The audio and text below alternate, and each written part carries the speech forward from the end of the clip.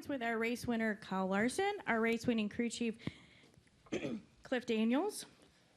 Congratulations on a very dominating performance. We will go ahead and open for questions. If you have a question for Kyle or Cliff, go ahead and raise your hand. We'll get a microphone to you. We'll start up front with Scotty. Scotty Sprinkle, Race Face Digital. This one's for you, Cliff. I talked with Jonathan Hassler and Billy Scott, and they both said they kind of thought it would lean more into a tire wear race, and obviously that didn't happen. I'm curious for you, going back to yesterday, what were your thoughts after practice, and then coming to the track today, seeing the weather and everything before the green, what did you think the tires were going to be like? I think all of us in the garage probably had a lot of speculation still. Certainly, the track conditions, the temps, and even really the pace of practice yesterday was just really high, really abusive on the tires for what those conditions were. Today we had a lot of direct sunlight on the track, so with that comes a bit more track temp. We had a fresh application of PJ1. It's crazy to think that the margin is that small between the tires holding up and having enough temp in them to activate whatever the juices are that makes it work out and not shred them like it did yesterday. I don't know that we had a very strong opinion one way or the other, more skeptical, but Kyle and I both looked at the track a little while before the race and thought, if anything, it had more potential to take rubber today. All right, our next question will go to Zach Cernolino up front.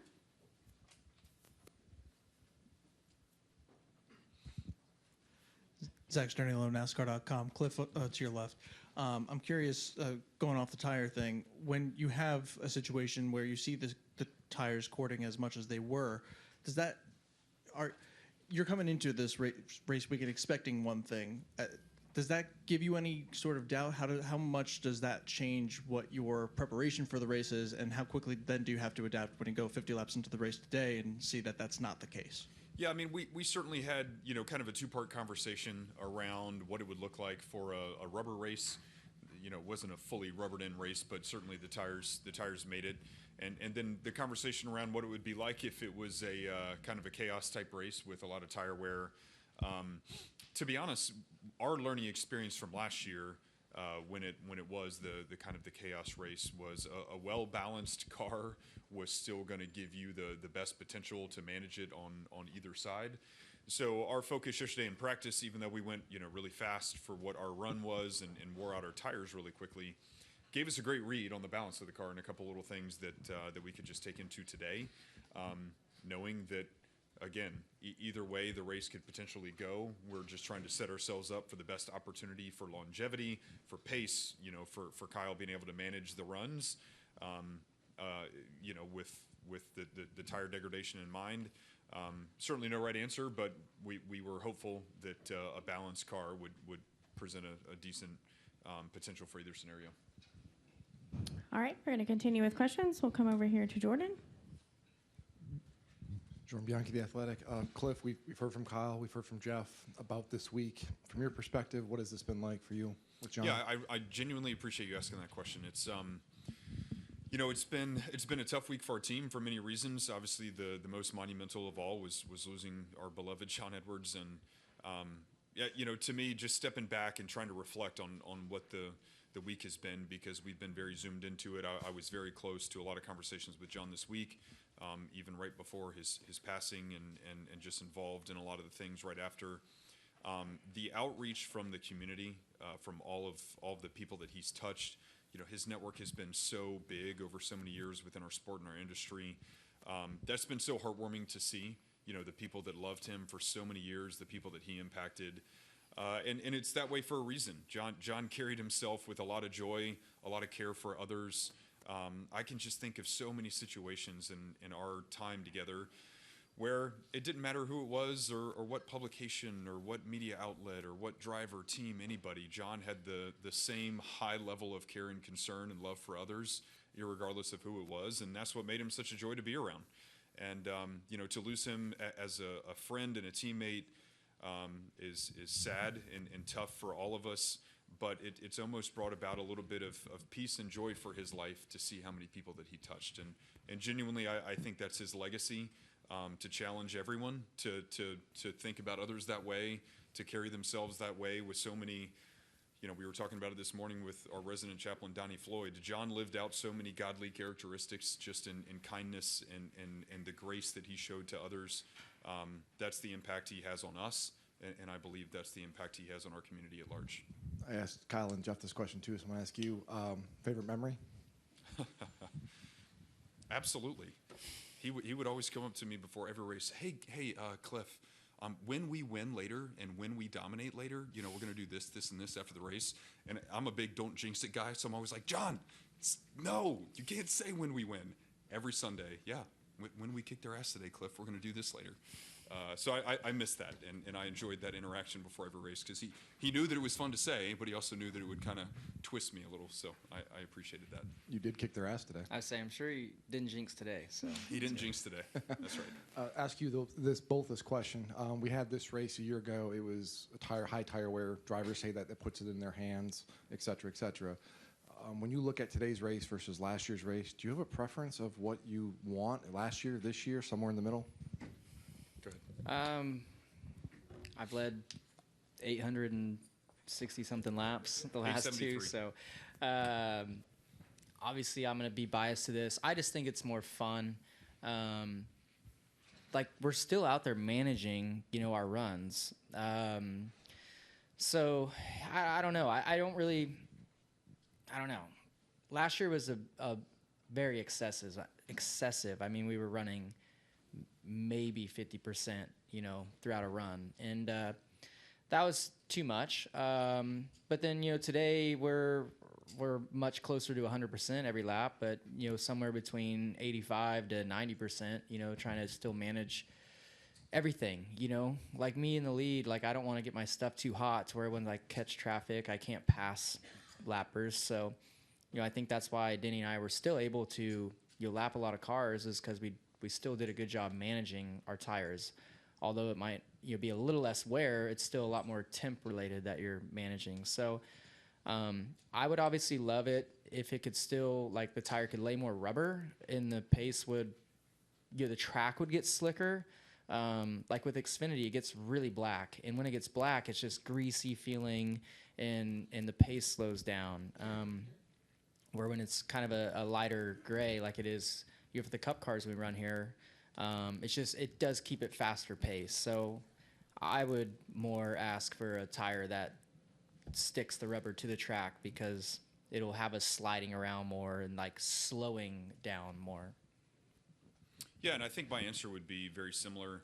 I just don't know that for the race that we want to see out of a race, that the conditions and the formula of what was the spring race a year ago is something that would be healthy from a racing standpoint. To me today, man, you had lanes across the entire racing surface. You had guys slipping around. Go look at the right side of our car. It's destroyed from getting through traffic and touching guys and fenders. We have donuts on the side of the car. Doing my homework this week, I watched the 2004 Bristol night race. One lane on the bottom. Rusty led him the whole race until Rusty had a bad pit stop and Dale Jr. won the race. And there was no passes for the lead, not a whole lot of things that happened. There was no upper lane. To me, today's race, when the top two cars are within a second apart, navigating through traffic in every single lane that was available and bouncing off of lap cars, I know we want cautions and yellows for excitement, but from a racing purist standpoint, today's race was a heck of a race because Denny was coming. He put pressure on us. We knew it. We had to take chances. Man, that just presents such a good race from our seat. And to Kyle's point, when rubber starts to stack a little bit and you're sliding around, you guys probably heard him call out one run. He overheated his right rear tire. Hey, man, right rear tire's starting to wear out some. That's great. That's what you want to see for the way, it was all playing out today. And if I could add, too, I think last spring we were all caught off guard by it and we were all learning on the fly, so that's why we were 2-3 wide and like we weren't really sure what was wearing the tires out, what lane it was. Well, by the end of it, we all learned, what was wearing the tires out. So that's why I think you saw in the first 25 laps today, the whole field was single file.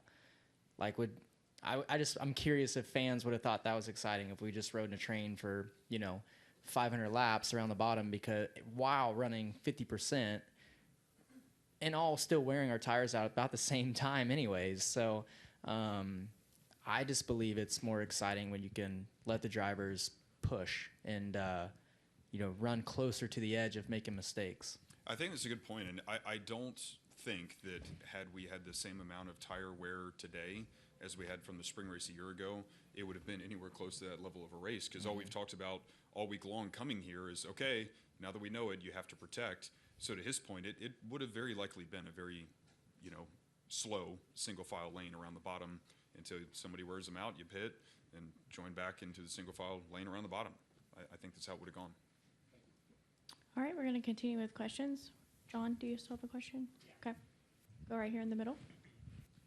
So kind of, John Newby, Savage Ventures. So kind of following up on those points you made, you mentioned, 873 laps led in the last 2 races combined. What is it about, I guess, the more standard Bristol that you guys excel at so well? I think for us, the last 2 races, we've qualified well, which really helps. And then our car balance is just really good. I could tell right away in practice this time around, like, my car was extremely good. And then I think, too, when I spend 800 and something laps out front, like, you just become a better leader and a better, driver at managing the pace and learning what it takes to set guys up and what to look for in passing and keeping that buffer to seconds. So I think just experience to go along with a good car and a track that I've really always ran well here. Just now I kind of have the team and car to go along with it. And then just kind of following up on what she said about like the experience. Watching from the press box, you could see other drivers, they'd try kind of that diamond pattern that you run, but if they would see 2 cars kind of spaced unevenly, they wouldn't try to put their car there. But then you would, and you would make it work. Through the middle? Yes. That was kind of a new thing today that I feel like So when Denny got close to me, sometime after the green flag stopped, like pretty early on, I went to they told me he was like ripping the very, very top. So like I went to the very top, and he almost like poked to my inside through the middle. So I kind of kept that in the notebook and caught some slower cars that had split. I think the 60 was somebody I felt like I really needed to get by. And he went to the bottom, and I was able to kind of plug the middle around him. It just was really lighter colored through there. Like there was less rubber, most where everybody's running was the very bottom and the very top. So the middle was kind of clean and had a lot of grip. And, I used that to my advantage for just a couple laps. But I think if you keep running there, you just wear out your tires. So again, we were looking after our tires today. And when I would make the pass, I just got back to the lanes that I thought would, save me throughout the length of the run. All right, Dustin. Dustin Long, NBC Sports. Cliff, you guys have gone through quite the range the last couple of weeks, the last couple of races. And I'm curious what, in a sense, better prepares makes us a stronger, better organization group for the playoffs? What you went through last week and having to go through that, or going out and kicking everybody's butt on a week like today? I think it's a great question, and you have to see all of the different facets of, a failure and defeat, and using the DVP policy and all the things that we had to do there. That, in my opinion, was an incredible education and learning experience for our team. There are so many valuable things that we took away, just from a process standpoint, and even working with NASCAR. Something I will highlight is how keen they were on us rebuilding the car with all the proper safety aspects still in the car. And daggone it if we didn't hit the wall again in the same spot and the car was safe and all those things were done. So it was twofold in a team exercise of getting a car that was put together well, back on track, that we could go work on performance, also safety with that. And then at the same time, to make a deep run in the playoffs, you have to know how to push that edge of your team to go do the execution items, to qualify well, to pit from the front, to keep it up front, Kyle managing the lanes as the leader, restarts, communication, timing, a lot of those things are just vital components. And, you know, it's crazy how this week played out for us. You know, just strictly looking at the competition side, of course, the loss of John was a whole nother blow. But our team maintained a lot of positivity this week of knowing how much we learned and knowing how important that could be. I came in on the backside of Jeff talking about the playoffs for a company. We still do believe that there's more performance to go get at the Gateways and Loudons and Martinsvilles and especially Phoenix. That we've been a little bit behind some of those other guys. So there's work out there ahead of us that we need to go get and find the little bits of performance. But certainly having the dichotomy of such a dismal Sunday a week ago and the great Sunday that we had today is important for our team. We're going to keep growing and building on it, and still a long season ahead. And also, you mentioned going back this week and watching 2004 Bristol race. So with everything that you have to do, with all your time limited in preparation each week, why are you watching a race from over 20 years ago? Are you that big of a Dale Jr. fan? Well, I hate to admit this because just with my family background, I like to think of myself as a little bit of a NASCAR history buff, but I totally forgot, I think, the fact that it's Bristol, baby, came from him from that race. So that was fun to see. Why am I watching it? I had exhausted myself on watching all of the 2023 and 2024 races. And as we're working through the week, you know, there's a lot of things going on with our week, especially this week. But it was kind of on in the background. And for me, it's a helpful reminder just to see, you know, the way the track has evolved, the way the sport has evolved, and just have a healthy appreciation for what it is that we do. There's so many, you know, veterans and people of the past of our sport that have paved the way for us to get here. The next gen era is certainly unique to what it is, as have many of the eras of NASCAR been. But our whole team is a team full of racers, and we have a very healthy appreciation and respect for the ones who paved the way for us to be here. Shane Connick. Oh, sorry. No, you're good, Shane. Go Shane ahead. Connick, Charlotte Observer. Kyle, Jeff was in here earlier, and he was saying it was, you know, he talked to you about pulling off the triple potentially, and you were like, well, I didn't have the best truck on Friday. But regardless, though, how do you put this weekend, past 2 days specifically, just into words? I don't know.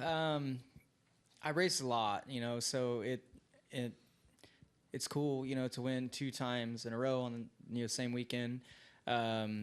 But I don't overthink it or celebrate it too much, I guess. You know, so I just love to race, and I love Bristol, and was really excited about this weekend. Obviously, wish I could have been one spot better on Friday to join Kyle, but you know, regardless, I had a great time this weekend and got to lead a bunch of laps and you know, challenge for wins and win a couple of them. So yeah, proud of it, and hopefully get the chance to do it again in the future. You know, next year would be, you know, I'm done racing trucks and Xfinity for this year. So hopefully the schedule lays out right. Next year I can try again. All right, Kyle, Cliff, congratulations again on your win today, and we appreciate the time you spent with us. Thank you. Thank you.